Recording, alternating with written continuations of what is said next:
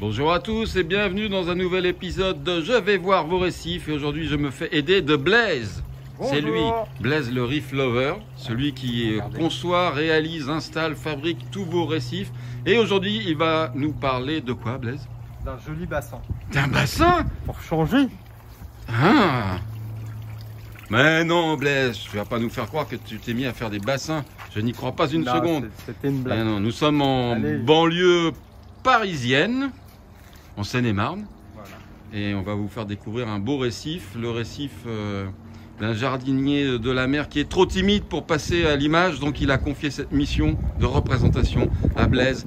Blaise, voilà, allez, bon, voilà, quel beau t-shirt Blaise, le Reef Lover. Tadam! Donc Blaise, nous allons commencer cette présentation par ce qu'il y a de plus basique, déjà les dimensions de l'aquarium. Allez, nous avons 120 Oui. par 180 Donc 120 par 180 et un petit retour de 90 de 90 cm qui est ici. avec une hauteur d'eau De 60 cm. 60 cm. Alors pour poursuivre la découverte de ce petit récif, on va commencer par l'éclairage. Comme vous voyez, ça dépote. Il y a de la quantité et de la qualité. Vas-y Blaise, montre-nous tout ça. Alors on a 4 rampes G5 Pro dessus. Alors, G5 Pro, c'est la marque, c'est C'est des Radion. Radion G5 Pro et il y en a donc 4 Et on a 8 T5 pour venir compléter. qui sont là-bas dans le fond. Ouais, qui complètent l'éclairage, qui permettent d'avoir une bonne répartition de la lumière un petit peu partout. Ensuite, il y a, je vois cette chose-là, qu'est-ce que c'est? Orphec. Ouais. Pour venir compléter un petit peu devant, ça manquait un peu. Voilà. Alors je crois que notre ami ne compte pas forcément conserver l'Orphec. Ouais, parce qu'il y a un peu trop de rouge en fait. Voilà. Donc ça lui plaît pas spécialement. On va repasser en bleu du coup. Ok. Donc ça, pour l'éclairage, toutes les radios comme ça, elles sont pilotées. Il y a une interface sur téléphone, tablette. Téléphone, tout à fait. Ah, ok. Et après, c'est des mix, les rampes T5, c'est des mix GHL, donc elles sont contrôlables par le... Ah, les rampes T, ça aussi. Parce que tout est sous GHL, on va voir ce que c'est que le GHL par la suite. Ok. Donc, aquarium récifal, eau de mer. Et pour fabriquer son eau de mer, on va commencer par là, après l'éclairage, c'est la centrale de fabrication d'eau osmosée. Qui est, mon bon Blaise? Où est-elle? Elle est pas là. Elle est déportée dans le garage. D'accord, mais toute la réserve est là. Donc l'osmoseur, est-ce que tu peux... C'est un Platinum Line Plus. D'accord. Qui produit l'eau dans le garage. Et non, qui ramène directement ici. Oui, bah, qui produit l'eau. Enfin, l'osmoseur est dans le garage et la production se fait ici. C'est l'évacuation et la production là-bas. Ok. Donc il y a un système de compensation qui permet à l'osmoseur de réalimenter la cuve de réserve d'eau directement dès que le niveau baisse. Tout à fait. Ouais. Une petite chasse d'eau en sécurité et vous avez un petit contrôleur ici. Ouais. Qui sert à quoi? Qui va couper l'osmoseur en fait. D'accord, c'est la sécurité. Ça c'est la sécurité. Et là c'est le contrôleur, c'est celui qui déclenche ou pas l'osmoseur. Déclencher l'osmoseur ou pas. Alors je vois que le meuble est ventilé. Tout à fait. Parce qu'on peut peut-être l'allumer, le meuble. Allez, vas-y. Fais-nous rêver Blaise. Voilà. C'est beau. Donc ok, là on a les petits ventilateurs, le système qui permet de stocker l'eau osmosée qui est alimentée, qui est autonome. Tout à fait. Et la petite pompe de compensation, c'est une pompe type Toons, Ouais. ok, qui fait la compensation dans la décantation qu'on va voir tout à l'heure. Tout à fait. Voilà. Ensuite. Le brassage quand même. Ah oui, bah oui, puisqu'on a fait. Alors si, pour fabriquer l'eau de mer, là c'est la compensation de l'évaporation. Tout à fait. La réserve d'eau de mer, elle se fait dans le garage, avec des sels. Le bac il est alimenté en sel. Tropique marin. Tropique marin, laquelle... Bioactif et Pro-Reef. Bioactif, Pro-Reef, tropique marin. Ok. Concernant toujours l'eau et les changements d'eau, petite astuce sur cet aquarium, la décantation a été équipée d'un système. Alors on a juste à ouvrir la vanne et brancher la pompe et on va vider la décantation entièrement. Donc tu branches, voilà, tu ouvres la vanne en fait, Voilà, et on va là il y a éteindre une la petite pompe pompe qui vide entièrement la décantation. toute la décantation. On va venir éteindre la pompe de remontée, évidemment, Oui, on avant. coupe les pompes de remontée, bien entendu, avant. En termes de traitement d'eau, c'est-à-dire exportation des déchets organiques, il y a un écumeur. On a le Régal 250 intérieur. Ok. Voilà. Le bac fait un peu plus de 1000 litres. Donc, comme petit. Avec la particularité toujours des écumeurs auto, c'est la sécurité. C'est-à-dire que si le niveau d'écume monte trop haut, au lieu que, comme dans la plupart des systèmes concurrents, l'écume retourne dans le bac, là on a un flotteur qui permet de stopper la pompe. Voilà, c'est ce qui a été fait à l'instant. Il a remonté le flotteur et voilà, ça redémarre. Il y a une tempo et ça redémarre tout de suite. Et dans la série j'automatise un maximum les tâches les plus rébarbatives, Blaise, tu n'es pas venu les mains vides puisque tu es venu avec un nettoyeur pour, voilà, pour le godet de l'écumeur. Qui permet donc de nettoyer toute la cheminée qui est là où se fait l'écume, et d'avoir une optimisation de la production d'écume. Donc c'est un petit automate qui est très très pratique et qui va être installé. On va avoir une petite raclette qui vient se mettre ici. Et en fait, on va le faire tourner à peu près un quart d'heure. On va pas le laisser en continu. Hein. Ah non. On va le faire tourner un quart d'heure, toutes les heures ou toutes les 2 heures. Et donc ça va tourner et permettre de nettoyer toute la chambre. On est toujours un écumage optimisé. Alors, pour la filtration mécanique, vous verrez, on reviendra sur le PVC tout à l'heure. C'est tout simple, hein, c'est de la Watt, ça doit être de la Watt Toons ou quelque chose comme ça, non? Je pense qu'il est prêt découpé. Tout à fait. Voilà, ensuite donc l'écumeur. Et puis là, on a des filtres Aquaforest, donc un avec la 0 et également l'autre où on aura résine et charbon. Ok. Ensuite le niveau constant pour l'écumeur. Tout à fait. Et la pompe de remontée qui est une pompe Octo. Une Vario S8. Alors sur la Vario, enfin sur la gamme Vario, ce qu'il faut savoir c'est qu'il y a aussi une sécurité marche à sec, que les pompes sont réglables, qu'il y a des fonctions de temporisation, un quart d'heure ou une demi-heure de mémoire. Tout à fait. Un quart d'heure, 60 minutes. Ah ouais, donc une heure, pardon, un quart d'heure ou une heure. Ça permet d'intervenir sur quand on fait les changements d'eau. Et là vous voyez tous les contrôleurs qui sont là. Voilà, et on a donc l'écumeur, la pompe de remontée et la pompe du close loop. Ah oui, ça c'est une particularité du brassage, c'est qu'il y a ce qu'on appelle, en fait c'est un circuit fermé de brassage, connu sous le nom, la dénomination anglaise de close loop. Alors, en addition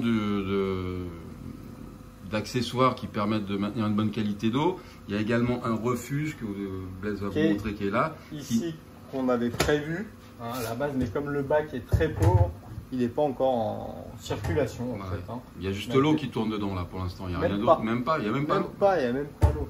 Il y a la vanne ici qui est pour l'alimentation et le retour qui se fait au niveau de la pompe de remontée. Eh oui, parce que comme le refuge, effectivement, la micro, la méofaune, tout doit se faire au niveau de la pompe de remontée pour retourner par la suite dans le bac, alimenter le bac. Alors ensuite, pour le maintien des paramètres, on reviendra tout à l'heure sur les animaux, mais vous allez voir que ça consomme et ça pompe un maximum. Donc là, notre ami a prévu... On a installé un réacteur à calcaire, un Dastaco. Qui est un réacteur à calcaire, on va dire entre guillemets automatique, hein. Une gestion automatique. On va juste avoir un réglage de pourcentage par rapport à ce qui est consommé. Alors le principe, c'est qu'on dissout un substrat calcaire avec du CO2 en injection, hein. Et donc ce qui va nous permettre d'apporter calcium, magnésium et les carbonates. Ok. Et la gestion de cet appareil-là, elle se fait... Alors, elle se fait via un petit appareil. Allez, suivez-moi. Une petite barre qui est ici. C'est la tool... Non, c'est pas ça la toolbar, non? Non. Qui contrôle le Dastaco. Ok. Donc le principe, c'est que tu paramètres les... En fait, il y a absolument... Le seul paramètre qu'on va avoir... c'est le dosage en pourcentage en fait, hein, d'injection. Donc si on est trop bas en KH, on va juste l'augmenter. Ok. Donc là on est à 30%. Hein. C'est le dosage d'injection de CO2? C'est ça. D'accord. Donc lui pilote l'injection du CO2. Tout à fait. Ok. Uniquement, et donc si on est trop bas, on va juste augmenter. Tout simplement. Donc en termes d'entretien, le choix s'est fait sur cet appareil-là parce qu'en termes d'entretien, c'est déjà très pratique à régler en fait. C'est surtout voilà. Ça, par rapport à d'autres réacteurs à calcaire. La maintenance, c'est quoi? Je me souviens plus. La maintenance, c'est en gros tous les 6 mois, non? Il faut changer. Tous les 6 mois, tout à fait. On va changer principalement le substrat qui est ici. Hein. Alors on va en rajouter en fait. Hein. Vous voyez que là qu'on a ici. Ça, c'est ce qui s'est dissous depuis la mise en route? Non, il va être à la moitié. D'accord. Hein. Donc là, il s'est fait un petit niveau bas afin d'en rajouter. D'accord. Dès que ça va diminuer, quoi. Hein. Ok. Et derrière, il y a une colonne de dégazage du CO2, j'imagine? Tout à fait. Il y a 2 colonnes de dégazage. Dégazage, ouais. Ah, ok. Et celle-ci. Ok. Alors, le récif, lui, il est en permanence sous contrôle. C'est-à-dire qu'il y a des analyses permanentes qui sont faites par le GHL. Toujours le GHL. Donc, voilà, et un KH Director. Le KH Director qui, lui, ne contrôle pas le Destaco, mais qui fait des analyses continues du KH. Il peut gérer également un balling, hein, par exemple. Ce n'est pas le cas ici, hein, il est juste là en gestion du KH. Hein. D'accord. Pas contrôler. Hein. Et en plus de ça, donc le GHL, qu'est-ce qui permet Alors déjà, on va avoir les pompes de dose dessus, où on va avoir tous les oligo-éléments. Donc là on est en ce moment, c'est Aquaforest. On est sous Aquaforest, hein, sur les oligo-éléments. Et donc, on a le petit écran où on va voir les paramètres, le KH. Donc ça, c'est tous les dosages. Hein. On va attendre qu'il se remette. Le KH, la température pH. déjà. Ouais, température, pH, redox. Donc cette température, c'est restitution des paramètres, enfin de la température, et aussi il déclenche soit la ventilation, soit le groupe froid, tout à fait. Soit le thermostat pour réchauffer l'eau. On va permettre de tout contrôler. Donc température, pH. Exactement. pH, il y a l'analyse dans le bac, dans le filtre, ou comment ça se passe? Il est dans la décantation. Dans la décantation, ok. Après, là, c'est tous les dosages qu'il y a des différents oligo-éléments. On va avoir le redox. Il y a aussi le pH dans le bac, dans la décante, voilà. dans le bac. Ça, c'était pour pouvoir, il y a plusieurs sons de pH, c'était pour pouvoir réguler le pH avec un réacteur à calcium. D'accord, ouais, ça c'est ce qui va venir après. C'est ce qui va venir après. Ok, d'accord. Alors du coup, le GHL contrôle aussi le groupe froid. Et le groupe froid, vous ne le verrez pas parce qu'il est sous les pieds de Blaise. Voilà. Il est dans le vide sanitaire, mais on peut y accéder assez facilement. Hein. Là, on voit bien que ça a été fait, tout le câblage, toute l'électricité. Donc, comment ça s'appelle ça? À chaque fois, j'oublie les barres de DJ. Les barres DJ, ouais. Qui permettent de mettre sous tension tous les équipements. En ce qui concerne maintenant le brassage, donc on voit déjà derrière le contrôleur, on voit les fameuses pompes Octo Pulse 4. Pulse 4, les Octo Pulse 4, donc qui ont une capacité de 17 000 litres. Et on voit comment elles sont installées, donc c'est avec un aimant, vous allez voir l'aimant qui est là. Et la pompe elle a une capacité de rotation sur son aimant. Sur l'aimant, donc on peut la régler un petit peu comme on veut. Par contre, là, notre ami nous disait qu'il comptait en rajouter deux autres petites. Ouais. Des Octo 2. Voilà, on va descendre l'Octo 4 en bas ouais. Pour avoir un brassage un peu plus important derrière sur le bas du bac, et on va rajouter 2 pompes plus à l'arrière. Montre-moi parce que ici à aussi. La place, ouais. Ah oui, à la place, ça sera 2 petites et la grande va descendre. Va descendre ici. Ok. Alors la particularité aussi du brassage sur cet aquarium là, c'est qu'il y a une pompe prévue, donc un close loop. Et là, vous allez avoir du mal à voir les sorties parce qu'on a fait le décor. C'est bien amusé. On a bien percé toutes les roches. On voit quand même. Voilà. Alors vous voyez la sortie. Je sais pas si c'est assez. Avec mon petit doigt là. Voilà, qui est juste là. Donc ici. Tous les modules de roches vivantes ont été agencés autour des tuyaux de refoulement. Et la pompe qui s'occupe de faire ça, elle est ici. C'est un petit peu au chausse-pied, hein, je vous avoue. Donc elle est en fait, le principe du close loop, c'est qu'on aspire l'eau dans le bac et on la retourne directement. C'est que l'eau ne fait que passer par la pompe en circuit fermé. Donc cette pompe-là prend l'eau de l'aquarium et la fait circuler dans les différents circuits qui ont été faits en PVC qui vous amènent le brassage dans les modules, donc dans celle-ci, dans ce module-là. Juste en face, dans celui-ci, mais on ne le verra pas. Là, il est bien planqué, donc là, on ne le verra pas du tout. On voit un peu, Où ça? Là, en transparent. On fait la sortie en transparent. Ah oui. Ah si, bah, si, on voit. Ah, oui, ah bah là, Blaise, qu'est-ce que tu me racontes là? Voilà. C'est discret. C'est très discret. L'idée, c'est ça. Donc ça, c'est en complément du brassage, en complément des pompes. Il y a combien de pompes Il y a 3 pulse 4. Des pulse 4, il y en a 3. Donc vous en avez une ici, une dans le fond, voilà. plus le retour de la remontée du filtre. Allez, parlons un petit peu plomberie, mon bon Blaise. Allez, là il y a eu un peu de boulot. Bah oui, ça se voit, hein, je ne sais pas si vous vous rendez compte. Je vais essayer de faire le tour.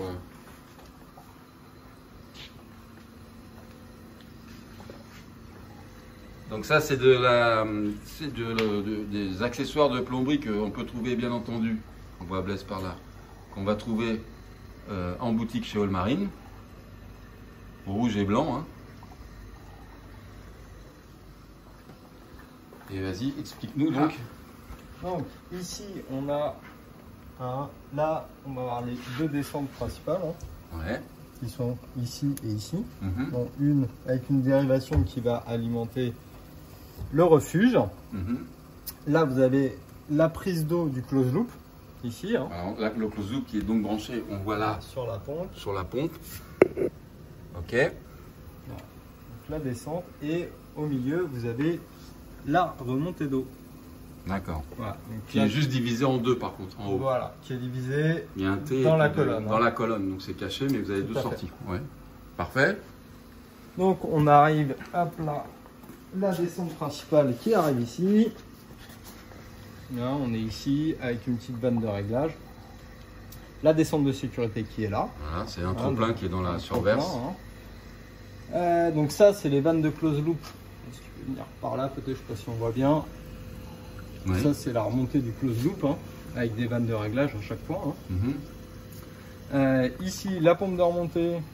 Il y a un anti-retour dessus? Il y a un anti-retour, tout à fait. Ouais. Transparent, parce qu'il y a aussi du PVC transparent chez Allmarine. Et la pompe qui va alimenter les 2 réacteurs, enfin les 2 filtres. Ouais. Okay. Voilà, tout à fait. Là, dans le fond, il y a tous les porte-sondes, les sécurités pour niveau bas. Et tous les autres, là, il y a la pompe d'ozone, c'est le Dastaco, j'imagine? Non.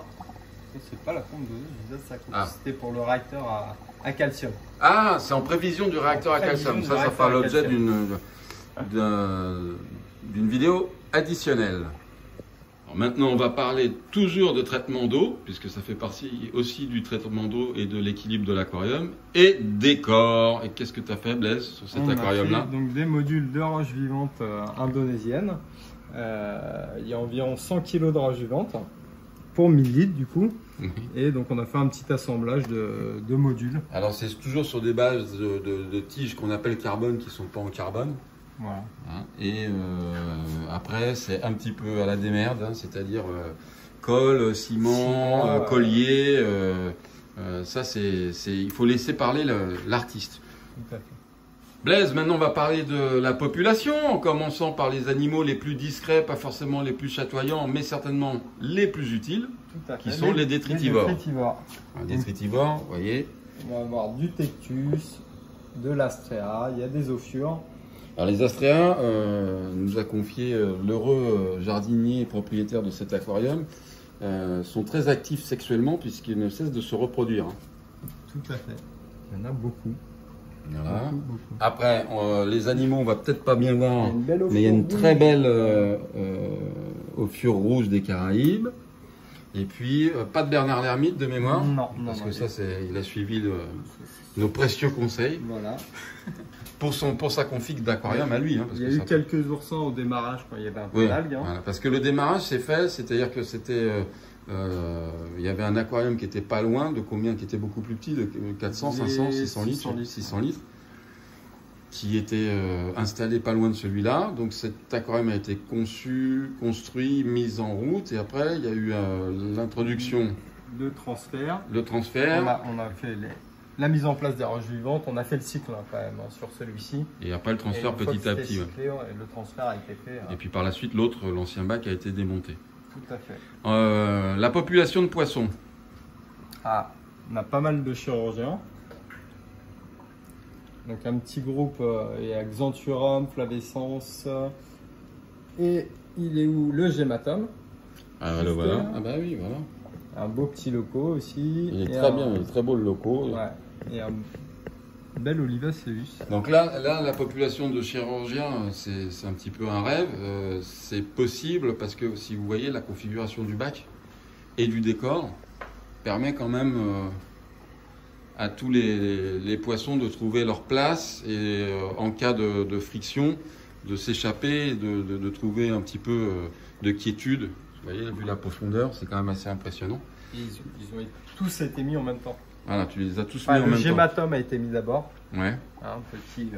Mais il était beaucoup plus petit. Mais il était beaucoup plus petit. Un peu plus petit, ouais. Le Gématum a été mis en premier. Et après, tous les autres ont été introduits en même temps après. Hein. Ok. Bondantias. Tout à fait, on a de l'Asquami. Ouais. Et l'esquami avec un beau mâle qui est là. Alors, les Anthias squami. Squami, on a de la dispar et de la carberry. Ok. Cyril Labrus. La Bruce. Ah non, j'adore ça. Petit chalemont. Ouais. Qui se conduit et qui se comporte très très bien, qui est bien en forme également. Pas du tout peur, qui vient voir avec son petit nez de Pinocchio là, il vient nous voir. Et il y a deux Olivaceus. Voilà. Les incontournables, les Ocellaris. Alors, ils sont où les Ocellaris que je vois? Ah bah oui, voilà. Près des LPS. Alors, il y a un Darwinensis là, ou Darwin, je sais plus combien. Il y a deux. Deux? Mais il a choisi un couple de chaque. Hein. Mais ils font bande à part quoi en fait. Voilà. Ok. Et pour les poissons, c'est à peu près... Ah oui, c'est vrai, voilà. Donc vous avez... voilà. Ils sont réassortis en paire. Le soir, là. Ils se remettent ensemble, par contre. Ah bon? Ah, c'est la journée. Ils sont infidèles le jour. En journée. Ils dorment ensemble le soir. C'est amusant, ça. Et donc, on va passer au coraux. Alors, la population de coraux. Donc, c'est majoritairement... Il y a quand même beaucoup de SPS. Et puis, il y a quelques LPS. Et on va commencer par les... Dans ce coin un peu plus calme, on a des Rhodactis inchoata. C'est ça, hein, je me trompe pas, Blaise, je n'ai pas oublié les noms quand même. Non. Alors, on va essayer là. On a du Discosoma, du Ricordea, pardon, Florida. Voilà, je vais me faire ramasser sur internet si je dis n'importe quoi. Et c'est pour les mouches, et si j'ai vu de l'autre côté qu'il y avait encore autre chose. Et quelques Anthus. Alors. Petit Colastrea. On va remonter. Il y a beaucoup de pièces qui ont été introduites en bouture, comme on le voit là. Quasi tout a été en bouture. Quasi, oui, enfin c'est que des boutures, mais je veux dire des boutures des petites boutures ou des boutures d'import. Stylophora et Sariato. Pas mal, c'est très beau. Possilo, Montipora. Ça c'est le coin, c'est un coin spécifique. Acropora. J'espère que on va pouvoir attraper avec le capteur toutes les nuances de couleurs qui sont magnifiques. Comme tu disais, quelques Zoanthus qui commencent gentiment. Lobophilia, magnifique les Lobophilia. D'une cano.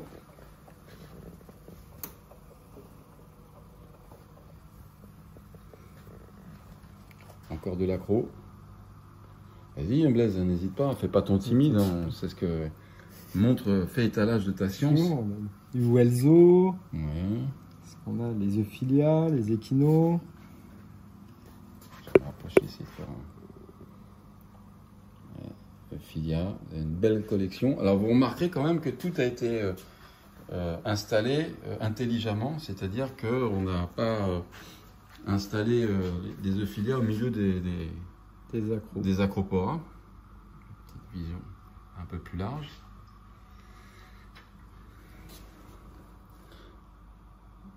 Pas mal de panachés en ancora. Ça, je le reconnais bien parce que c'est une bouture de pectinia qui a été faite il y a 2 ans, 3 2 ans. ans à peu près. Un tout petit morceau. Une pièce de 5 centimes, quoi. Voilà, là il y a une tentative de, pas de greffon, mais de cohabitation. Ça c'est magnifique, j'ai oublié le nom. Mais c'est pas leptoséris, c'est quelque chose comme ça. Cifastrea derrière. Samnocora, peut-être. La petite collection, comme je vous disais, hein, donc regroupée par genre. Dacontastrea.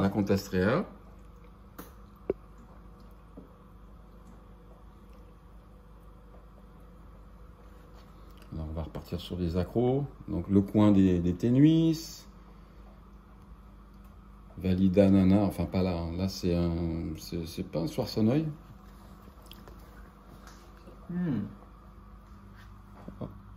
A priori, voilà, soissonneuil.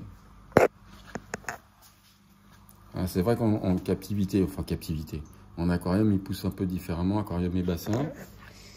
Là, les nuances. C'est dommage que le capteur n'arrive pas à avoir même en zoomant, mais c'est magnifique. Très belle nuance de couleur sur les SPS. Un petit peu d'inchoata encore, un petit peu de discosoma bleu. Alors c'est toujours le problème pas le problème, mais la particularité de ces aquariums-là, quand il y a une dominante de certains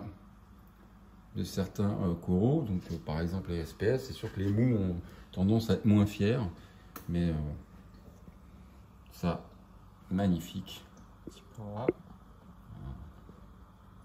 Alors sur les pièces un peu spécifiques et pas trop communes, vous voyez, notre ami les a mis sur des céramiques de différentes tailles. Puis ça permet de les voir évoluer, c'est pour ça que c'est parti de petites boutures la plupart du temps.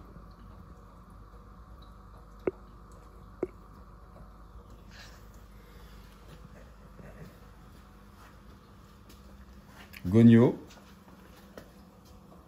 Alors finalement, Alvéopora ou Goniopora, celui que je... Bernardopora. Bernardopora. Ouais. Là, c'est Stockésie, j'imagine. Oui.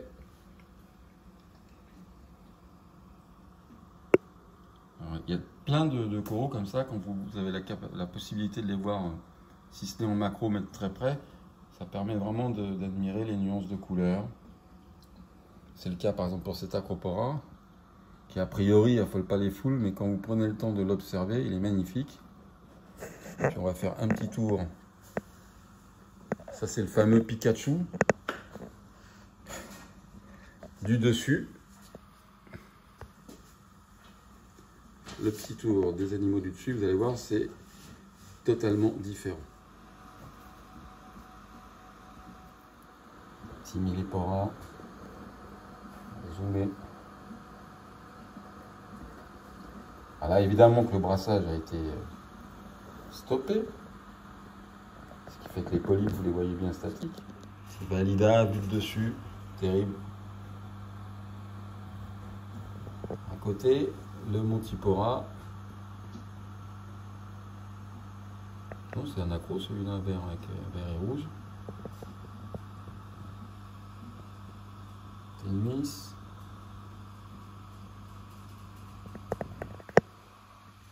Est-ce que je vois un petit peu plus bas?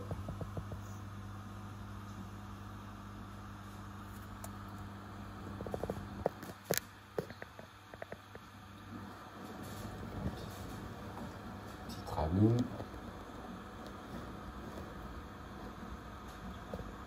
Vous voyez les pièces que je vous ai montrées de face tout à l'heure. En zoomant un peu. Le petit coin des lobos. Magnifique.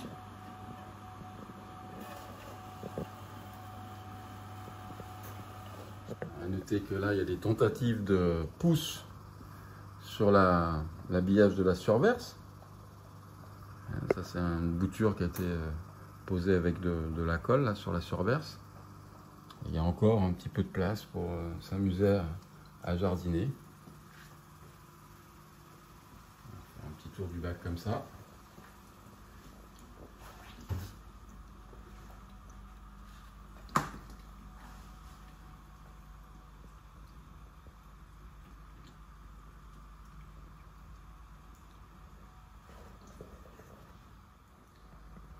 Je pense qu'on a bien fait le tour de tous les animaux, de la présentation du bac. Donc Blaise, voilà, on va dédier cette vidéo à l'heureux propriétaire du bac qui nous fait confiance depuis des années.